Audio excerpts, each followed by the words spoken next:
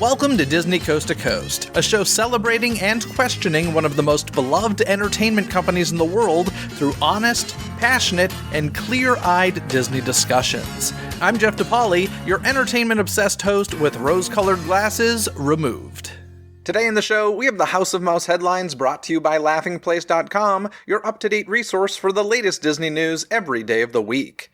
This episode is being released on September 7th, 2022, and here's what's been going on in the world of Disney recently. Disney reportedly considering an Amazon Prime-esque membership plan, Disneyland switching to artificial turf, Walt and Roy being added to a Walt Disney World Nighttime Spectacular, and more. Hear the latest news from the Walt Disney Company in today's House of Mouse headlines.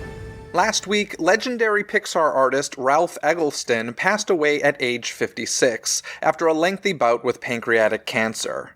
Before working for Pixar, Eggleston was at Disney and did animation on The Making of Me before working as an art director on Aladdin, The Lion King, and Pocahontas. He'd go on to join Pixar in 1992, working on several projects from Toy Story to Soul in different capacities. Eggleston's passing is a huge loss for the animation community as a whole, and our condolences go out to his family and friends everywhere. Disneyland Paris has announced more details about its holiday season plans. The resort's Disney Enchanted Christmas celebration will kick off on November 12th and continue through January 8th. The festivities will include the return of Disney Dreams of Christmas, accompanied by the Disney Delight drone pre-show. Plus, Sleeping Beauty Castle's rooftops will be even more sparkling thanks to a brand new LED technology. Also returning is the Mickey's Dazzling Christmas Parade. Elsewhere, in addition to l'Hiver Gourmand taking place at Walt Disney Studios Park, chalets serving gingerbread, crepes, hot chocolate, and other delicious treats will pop up around the resort, including for the first time at Park Disneyland. So get ready for all sorts of holiday fun this winter at Disneyland Paris. September is officially Duffy Month at Shanghai Disneyland, and in celebration, the iconic Mickey floral at the front of the park has been transformed into Duffy's newest friend, Lina Bell. This switch took place overnight, with the resort sharing a time-lapse of the project, along with some of the other Duffy Month offerings. Meanwhile, although Lina Bell made her debut at Shanghai Disneyland last year, she is now on her way to Hong Kong Disneyland and the Tokyo Disney Resort later this month. Could the highly anticipated return of Fantasmic at Disney's Hollywood Studios nearly be upon us? Well, recently, Disney confirmed that cast rehearsals for the beloved Nighttime Spectacular were now underway, even releasing a fun TikTok as part of the announcement. Of course, they conveniently left out an opening date. In any case, when the show does return, it'll include an all-new segment featuring characters such as Mulan, Elsa, Aladdin, Pocahontas, and Moana. With the D23 Expo now just hours away, it seems highly likely that we'll have some more info soon on when guests will be able to once again enjoy this show. Recently, Walt Disney World made a few changes to its Disney Enchantment nighttime show at Magic Kingdom. Most notably, the opening to the show now includes clips of both Walt and Roy Disney, from Walt's introduction of the Florida Project to Walt Disney World's dedication by Roy. Additionally, the new intro quickly highlights some classic attractions such as It's a Small World, the Carousel of Progress, and more. Aside from these additions at the top of the show, the rest remains the same. As you may recall, Disney Enchantment debuted as part of Walt Disney World's 50th anniversary celebration in October of last year. While the celebration itself is set to end next March, there's currently no public word on whether the show will continue past that date. Disney Vacation Club members may be happy to hear that a new DVC lounge is coming, and this time it's on the West Coast. The new member lounge will reside in Tomorrowland at Disneyland Park on the second floor of the Star Wars Launch Bay building. Dubbed the Disney Vacation Club Starview Station, the lounge will feature a dedicated DVC member services team, plenty of casual seating, complimentary Wi-Fi, device charging stations, and more. Currently, the area is expected to debut in the first half of 2023. Guests visiting the Disneyland Resort will now have an easier and more convenient way to complement the exemplary cast members they interact with. With a new feature on the Disneyland app, guests will be able to recognize and thank cast members, identifying them by their location, name, and hometown.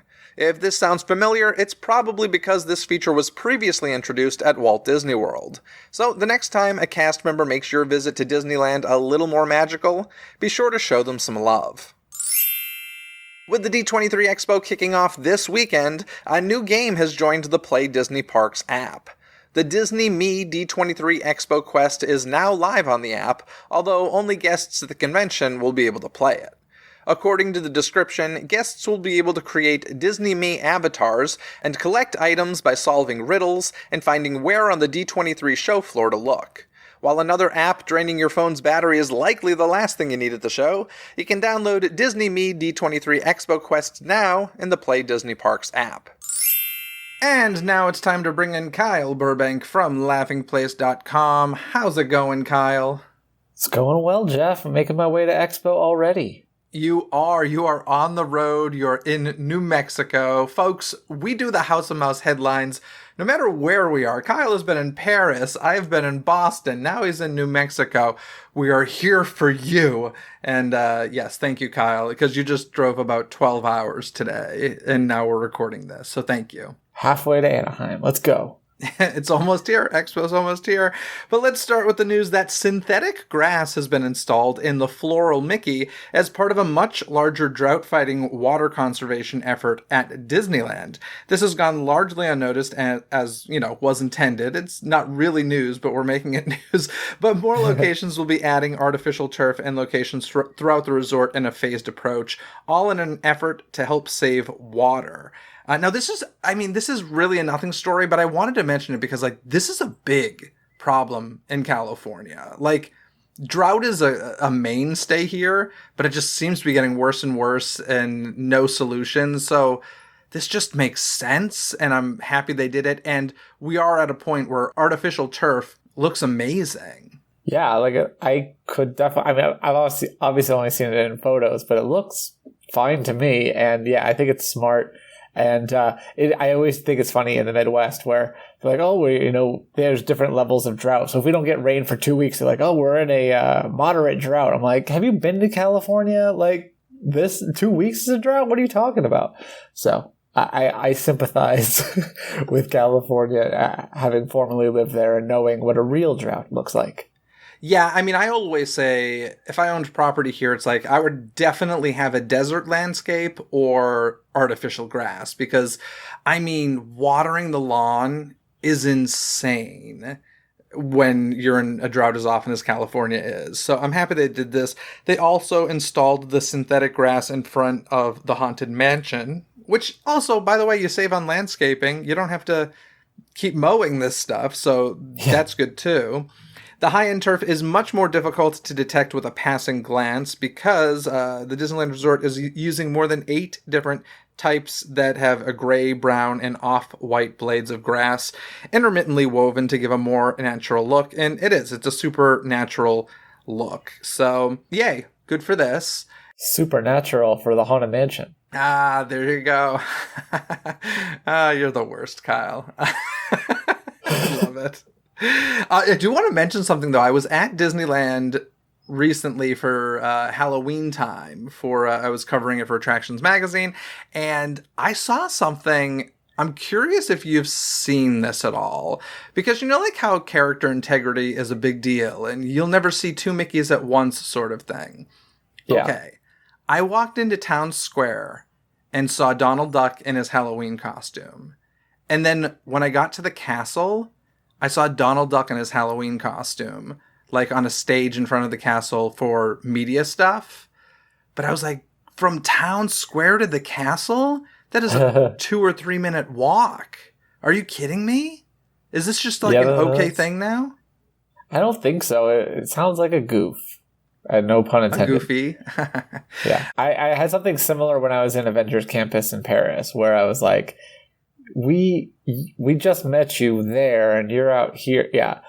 So that was my first time experiencing something like that. But yeah, maybe it was because was it a special media show thing or was it just reserved seats for the media? No, it was one of those things where it was like a stage setup for interviews so that the media could conduct interviews and get video and stuff. So maybe it was just like the media people not talking to the parks entertainment people or something like that. I don't know. But the fact that you said it happened at Avengers Campus, they might just be getting way more lax about this. And I'm sure you know how I feel about that. Don't love that. So really interesting. I really hope somebody got fired for that blunder. That's a Simpsons reference. I don't actually mean it. But that's the thing. I don't think it was a blunder. I think it's like the new. I don't think so. I don't. You don't? No. So why do you think it happened at Avengers Campus? Because it was in Paris and it was soft opening. So mistakes happen. A media thing. Okay, maybe it's just a media thing. I don't know. Didn't love it. So if that's the direction they're going in, somebody listening, stop it, please. Thank you. Let's move on. Disney is currently looking into a new membership program for its fans, and discussions are currently in the early stages. According to Wall Street Journal, the membership is currently being compared to Amazon Prime, which not only famously offers free shipping, but also includes access to Amazon's streaming service and has benefits in store at Whole Foods. Now, while Disney already has membership programs such as the D23 Fan Club and annual passports, this membership would apparently be geared more toward casual fans. Are these favorable fans? The casual fans? Would they be considered favorable? Yeah, people that give them money for a membership and then don't use all of the things that they are supposed to get. I guess that would be favorable. I don't understand what this is. You don't? Okay, well, another goal for this membership would be to better tie Disney's various products together, a mission that is also set to materialize in other ways. For example, Disney Plus is preparing to add a feature where viewers can scan a code in the service in order to buy merch associated with certain titles. This capability could arrive as soon as this year. Now, one thing that's always driven me crazy with streaming or renting streaming is, say you rent a movie on streaming, it's $3.99. I don't know why these services at the end aren't like, hey, did you like this movie? Send us another $10.99 and you can own it.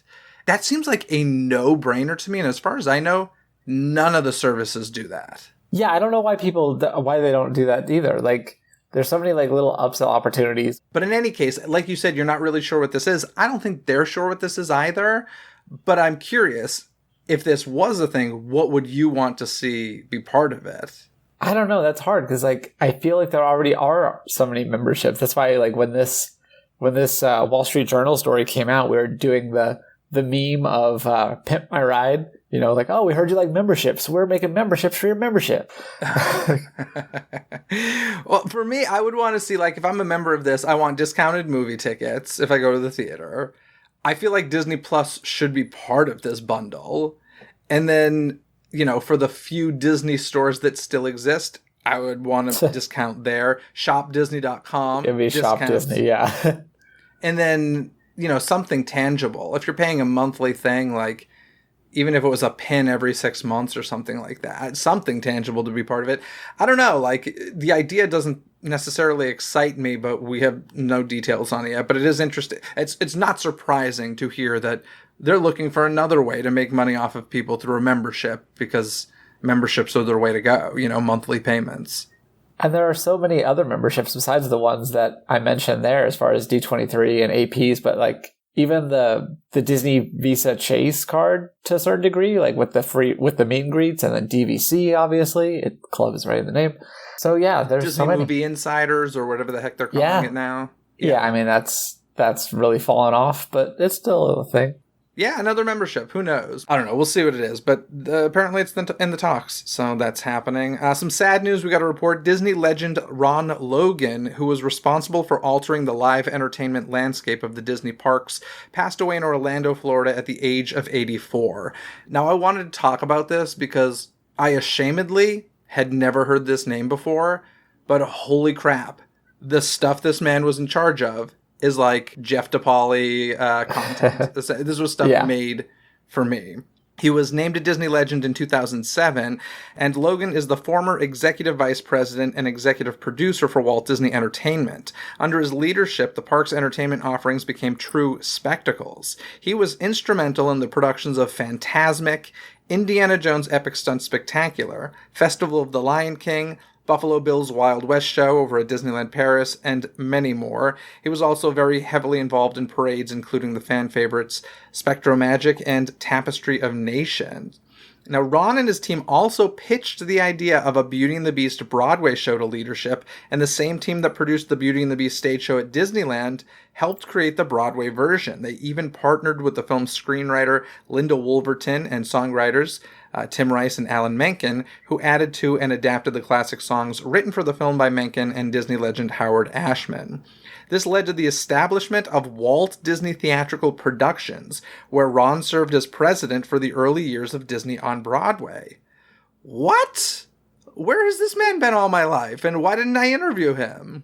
I don't know. I'm very sad for you now.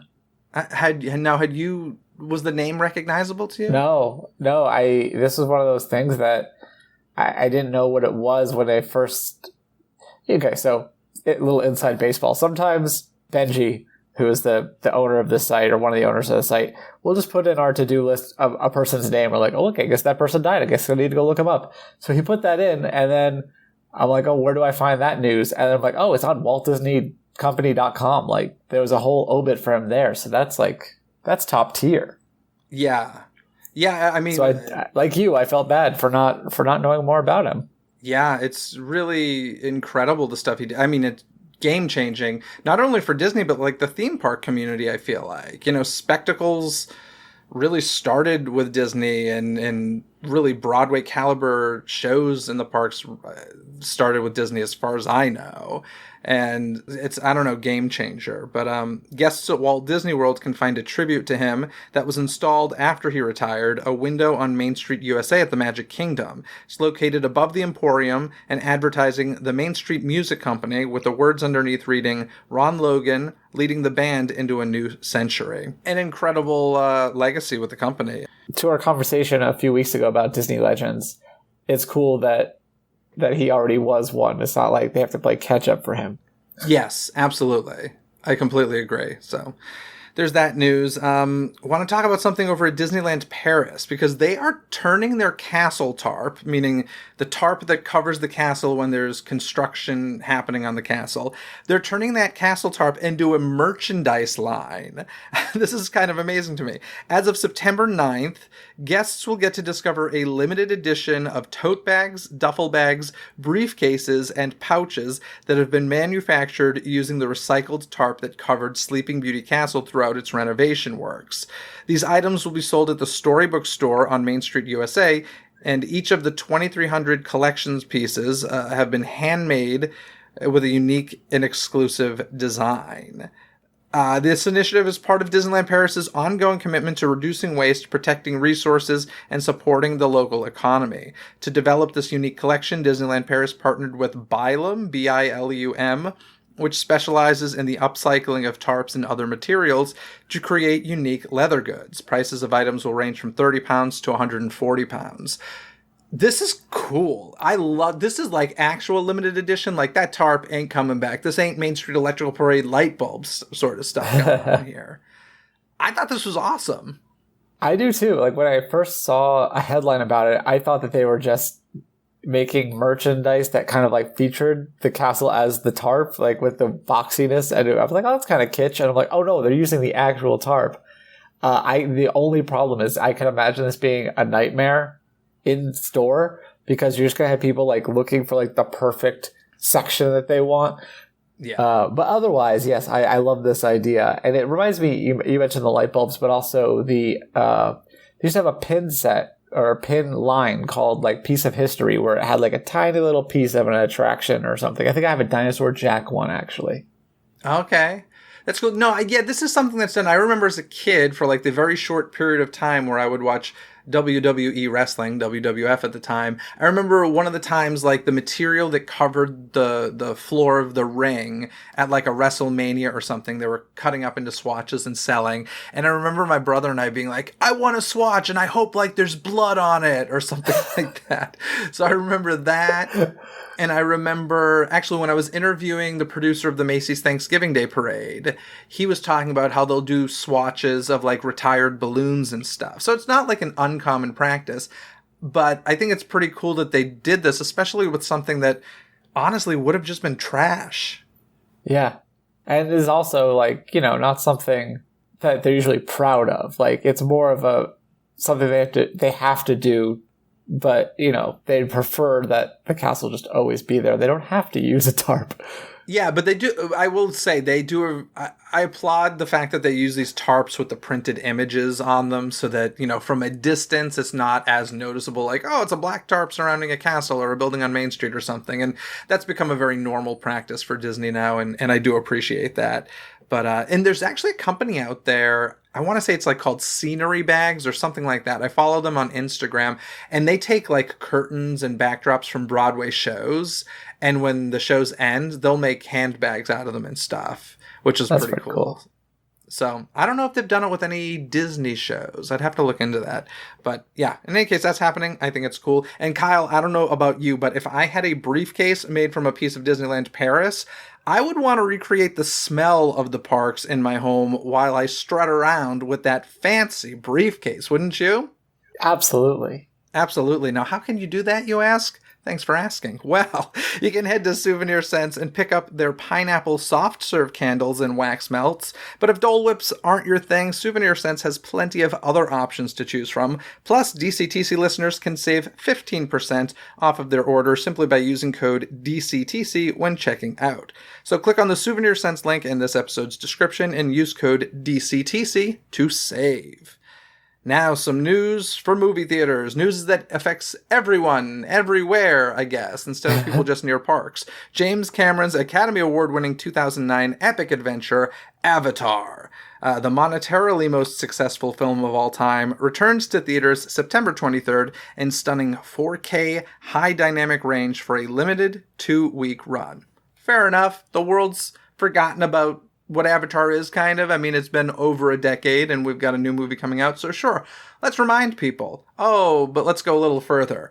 Now, fans could previously enjoy viewing Avatar on Disney+. However, that is not currently the case, according to Variety. The film has been temporarily removed from the streaming service in preparation for the theatrical re-release. Variety's sources confirmed that the film will return to Disney Plus at an unspecified time before the release of Avatar: The Way of Water. In the meantime, the film remains available via rental services including YouTube, Apple TV, and Amazon Prime Video.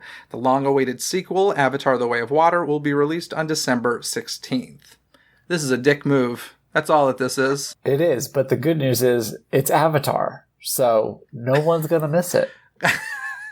I mean, listen, you don't become the most financially successful film of all time if nobody cares. That was just during the hot minute where everyone was like, 3D is so cool looking. I want to go see some blue cats. Never mind. You can't forget, though, that they were beat by Avengers or something, right? And then they did a re-release of it and it became the #1 film again. So like there is a fan base out there. I don't personally know anybody. Like I honestly, not only will I not see the re-release, I won't see the new movie. Like I just don't care. But there's a lot of people who apparently do. I just think removing it from Disney Plus is such a dick move. But you know how you avoid this, Kyle? You buy physical media. Yes. Although it's Avatar, so please, again, don't. No, I don't know why I hate Avatar so much. I worked at a movie theater at the time. When I moved from 3D and we got a print pack, I had to put all 9 reels together, which is like way too many. And then I had to watch it and it just wasn't fun.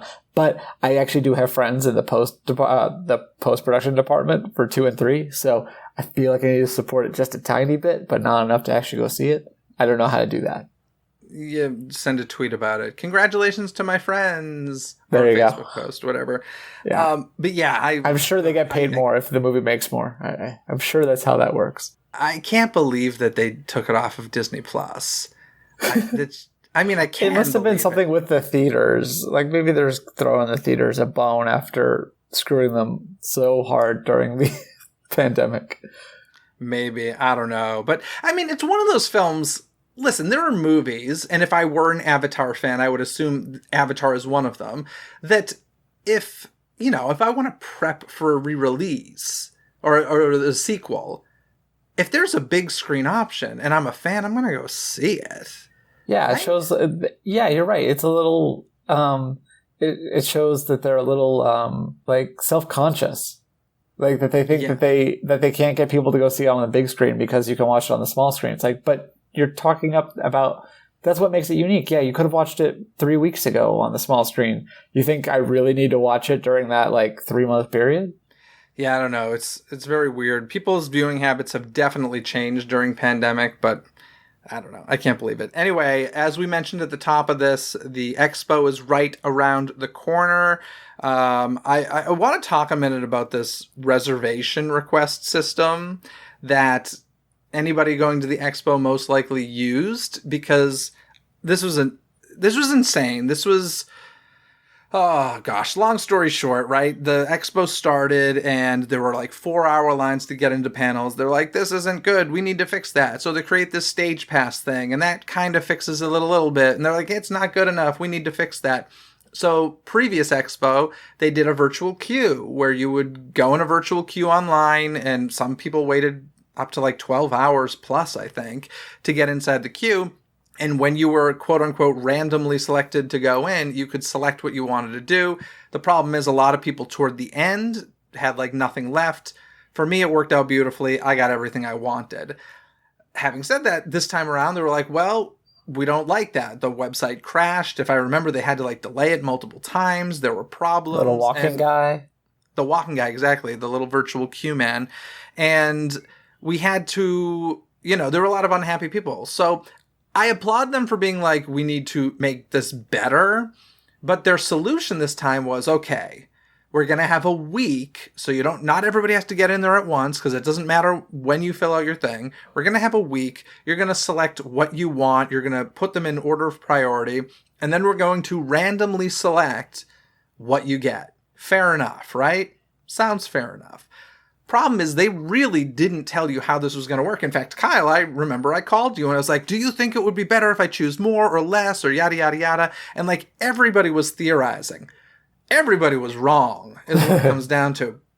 Because I got my results and I got like one thing per day.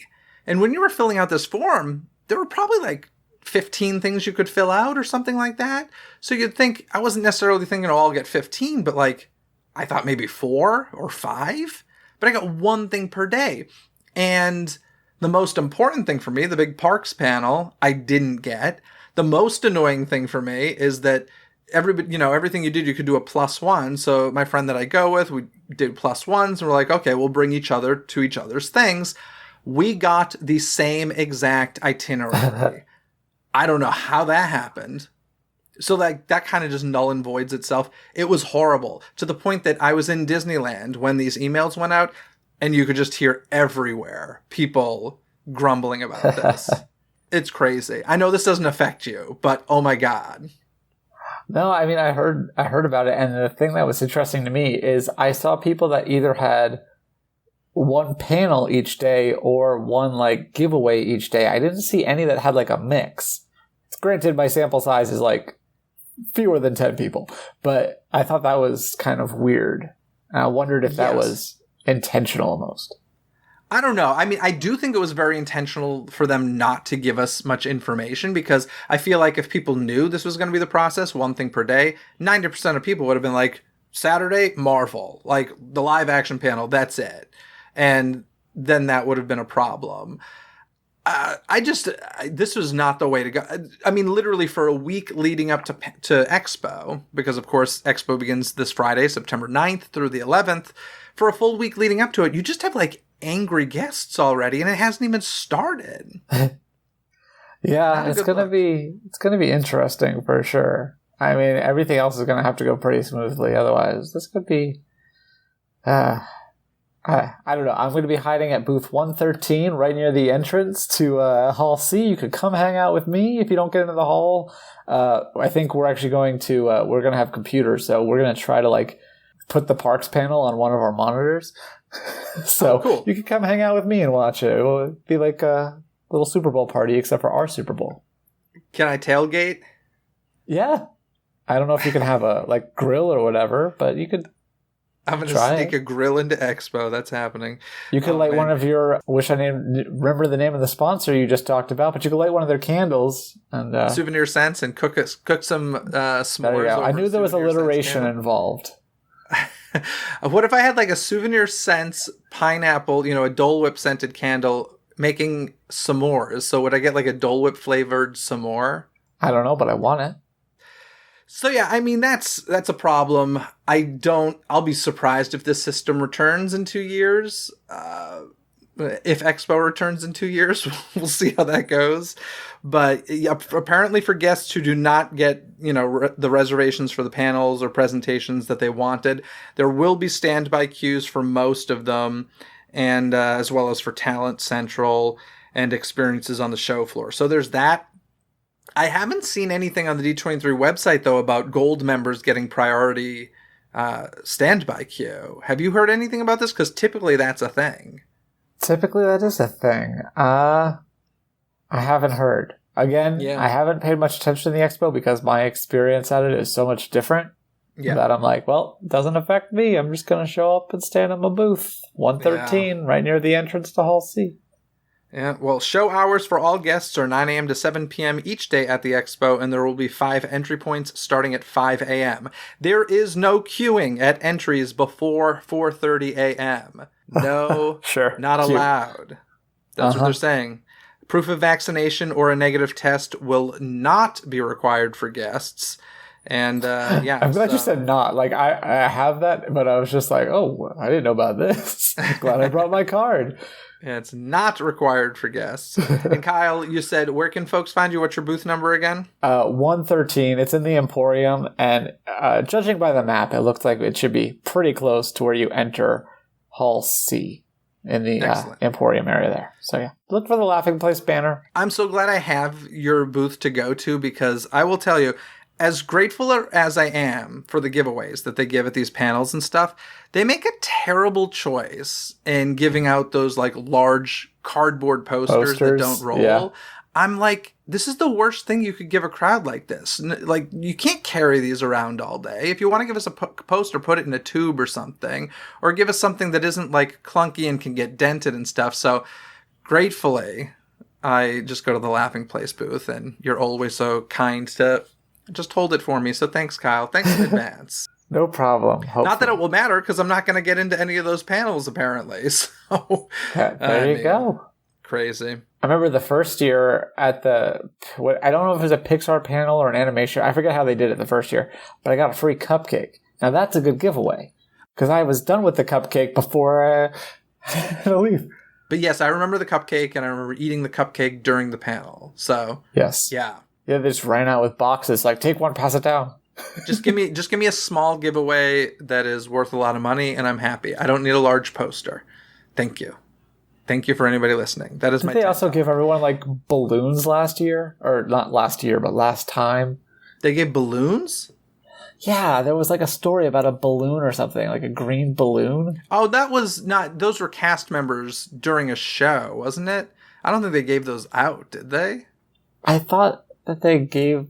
I mean, it might not have maybe been to balloons. random people as they exited. They were like, "Hey, we got these balloons." No, I thought it was taken like they told like a story that like tied into it. And then gave Oh, everyone you balloons. are right. Yes, they did. And with the cast members, they told that story. And then as everybody exited, I think you're right. I think there were balloons for everyone. Oh, gosh. Yeah, you got to think these things through. I don't know.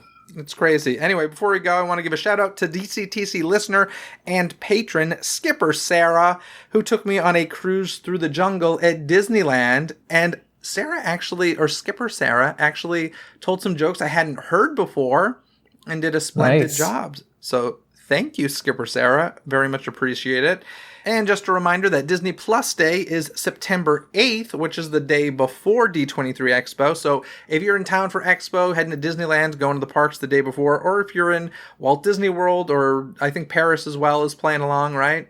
Yep. There's a bunch of Disney Plus Day stuff happening in the parks. So be sure to head to laughingplace.com and check out the full list of activities. We've talked about it a little bit in the past here on House of Mouse Headlines, but it seems like they keep adding more and more stuff. So be sure to check that out if you're going to be in the crowded Disneyland specifically. Thursday, there's so much stuff happening. Like, 2 haunts in Florida are having press events on the same day, and they're owned by the same company. You're like, what are you doing?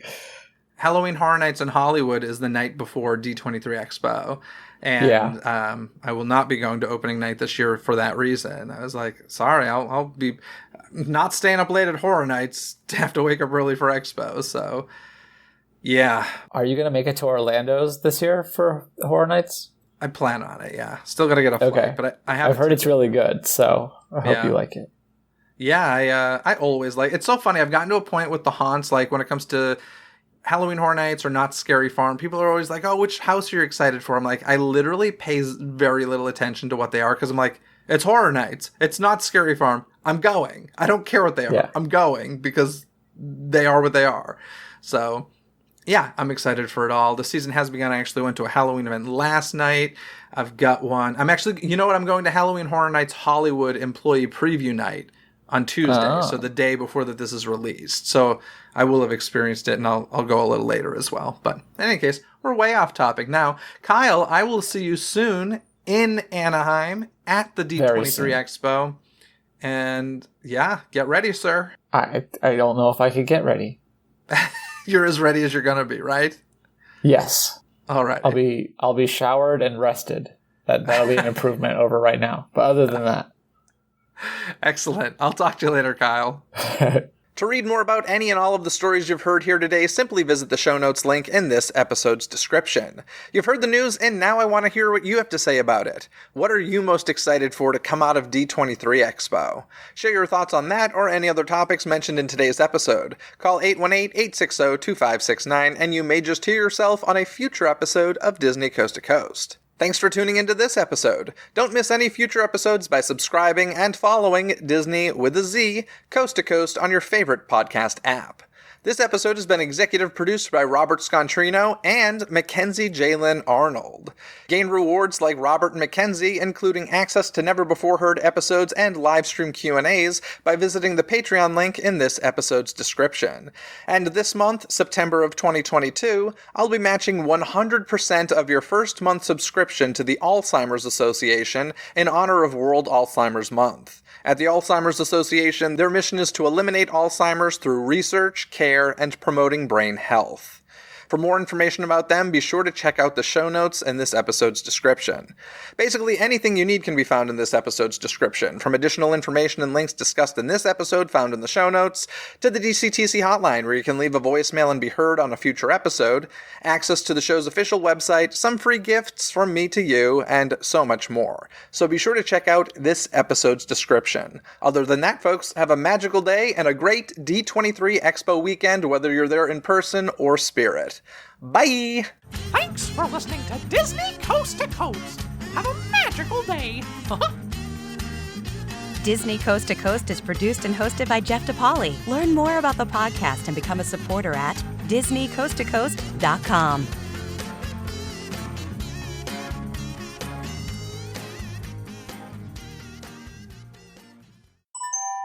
This podcast is part of the DePodcast Network. Learn more about this show, plus find more quality and entertaining podcasts at DePodcastNetwork.com. That's DEPodcastNetwork.com.